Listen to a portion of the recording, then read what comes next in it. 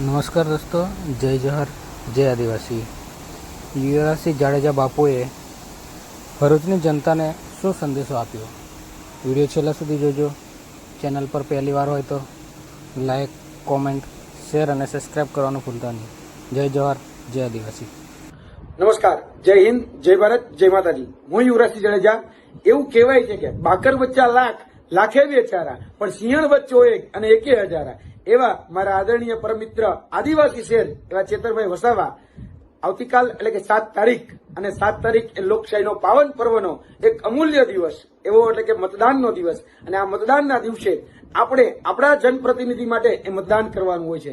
ત્યારે ભરૂચની તમામ જનતાને હું વિનંતી કરું છું કે આવતીકાલે આપણે એવા જનપ્રતિનિધિને ચૂંટીને મોકલીએ જેને હંમેશા આદિવાસીનો અવાજ બન્યા છે, સામાન્ય જનતાનો અવાજ બન્યા છે, અને મારા શિક્ષણ જગતના ઉમેદવારો જે વિદ્યાર્થીઓ છે એનો અવાજ બન્યા છે.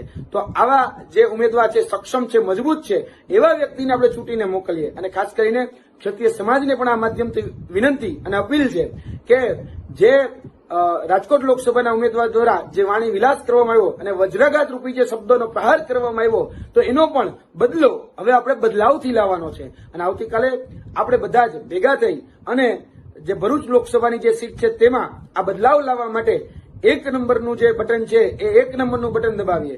તમે 1 નંબરનું બટન એ ભરૂચ લોકસભામાં દબાવશો અને એનો કરંટ એ સીધો જ રાજકોટ લોકસભાની સીટ ઉપર જઈને લાગશે. એટલે 100% મતદાન કરીએ, બસ એટલી જ વિનંતી. જય હિન્દ, જય ભારત.